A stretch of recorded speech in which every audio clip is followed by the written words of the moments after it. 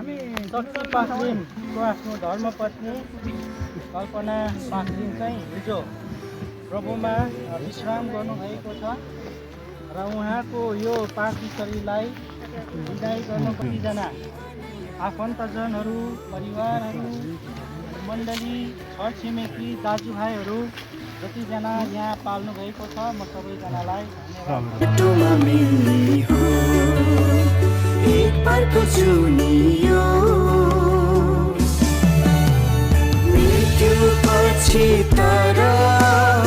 जीवन अर्कै छ विश्वासी सबैलाई विश्वास गराउन स्वर्गीय हे परमप्रभु, हाम्रो पीठबाट हाम्रो बहिनीलाई यसरी पृथ्वीबाट उठाउनु भएको छ।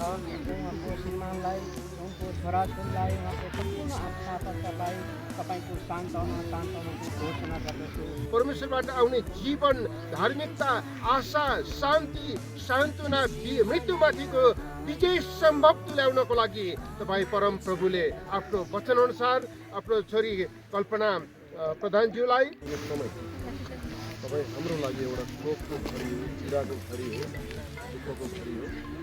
किनकि संसारमा, शरीरमा जन्मेको मान्छे है, मान्छेको जीवनमा दुईवटा कुरा, जन्म, विवाह र मृत्यु। अनि जन्मको विषयमा के हुन्छ त भन्दा जन्मिने क्रम, जन्मिने प्रक्रिया, जन्मिने समय र जन्मिने स्थानको विषयमा मान्छेले पर्खिनु सक्छ, छान्नु सक्छ, अथवा चाहिँ धैर्य धारण गर्ने कुराहरू हुन्छ। अनि विवाह परमेश्वरले नै योजना गर्नुभएको कुरा हो। तर मृत्यु जुन तेस्रो कुरा छ, यो चाहिँ परमेश्वरले उहाँको सृष्टिमा उहाँले योजना गर्नुभएको कुरा थिएन। तर जब मान्छेले परमेश्वरको आज्ञा उल्लङ्घन गरेर अनज्ञाकारिता होइन, अथवा चाहिँ परमेश्वरको आज्ञा उल्लङ्घन गरेर पापलाई निम्त्यायो, अनि त्यसपछि मान्छेको जीवनमा मृत्यु आयो। विशेष हाम्रो शक्ति पास्टर अनि हाम्रो नानीहरू, छोराछोरी दुवैजना, अनि आमा बुवाहरू हुनुहुन्छ, उहाँका सास ससुराहरू हुनुहुन्छ, जति पनि उहाँका माइती मावला आफन्त परिवारहरू सबैलाई हामी समय वेदना अनि सान्त्वनाको ढाडस धैर्य गर्ने परमेश्वरले एउटा अनुग्रह दिनुभएको होस्।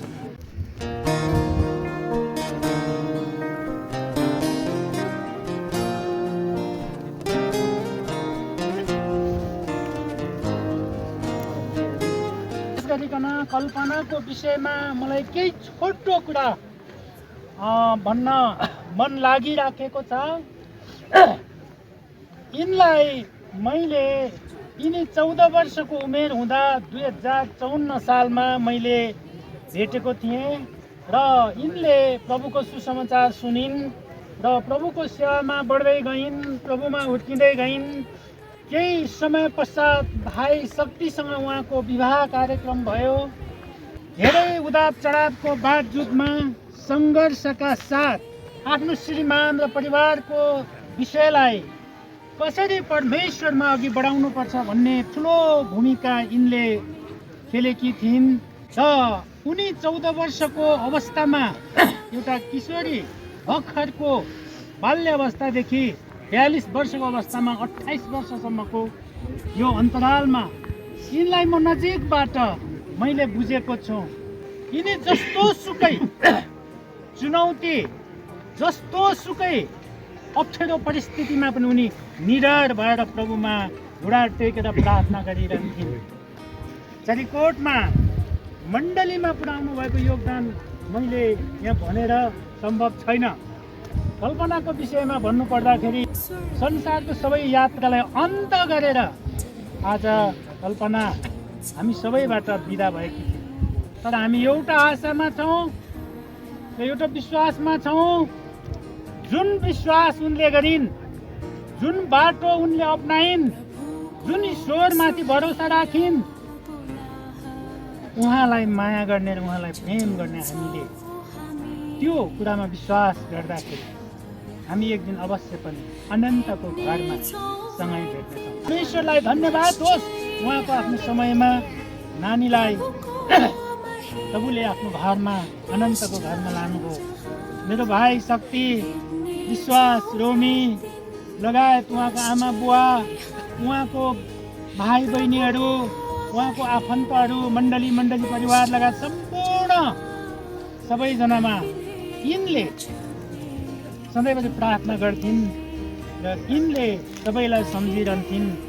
यति भन्दै मेरो भाइ शक्ति, उहाँको परिवार, छोरी छोरा, उहाँको सबै सासू ससुरा परिवार, सबै आफन्तजनहरू या माइती मण्डली सबैलाई म यो सान्त्वना दिन चाहन्छु कि उहाँले छोडिराख्नु भएको नमुनालाई हामी फेरि सिरुपर गर्दै सिक्दै अघि बढ्न सकौँ।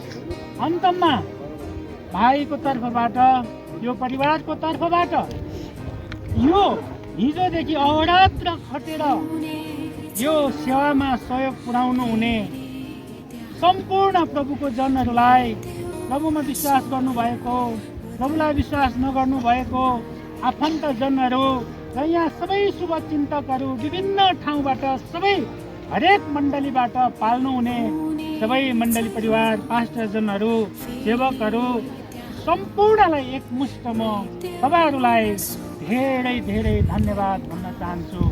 यही थियो र तपाईँको इच्छा र योजना आज कल्पनामाथि र यो परिवार र हाम्रो मण्डलीमाथि तपाईँको इच्छा पुरा भएको छ। धन्यवाद प्रभु, तपाईँले आफ्नो छोरीलाई यो धरतीमा तपाईँ परमेश्वरले पठाउनु भयो र बिचमा प्रभु यो 28 वर्षको अन्तरालमा तपाईँको सेवाको लागि प्रयोग गर्नुभयो। तपाईँको सेवा धेरै प्रकारबाट उहाँले गरेकी छिन् र तपाईँको महिमाको कामको निम्ति, तपाईँको राज्य विस्तारको निम्ति प्रभु उहाँले जे जति योगदान पुर्याउनु भयो प्रभु तपाईँलाई धन्यवाद दिन्छौँ। र उहाँले पुर्याउनु भएको परिवारमा पुर्याउनु भएको खेलेको महत्त्वपूर्ण भूमिकाको लागि, मण्डलीमा उहाँले निभाउनु भएको भूमिकाको लागि, समाज र समुदायमा पुर्याउनु भएको त्यो भूमिकाको लागि तपाईँ परमेश्वरलाई धन्यवाद दिन्छौँ। धन्यवाद प्रभु, तपाईँले आफ्ना छोरीलाई त्यो अनन्तको घरमा लानुभयो। आज संसारको दुःख कष्ट पीडा सबैबाट मुक्त गरेर, संसारको यात्रा अन्त गरेर तपाईँले अनन्तको घरमा लानुभयो। यस घडी हामी धर्मशास्त्र बाइबल अनुसार हामी उहाँलाई माटोको जिम्मा दिनेछौँ। प्रभुको महिमा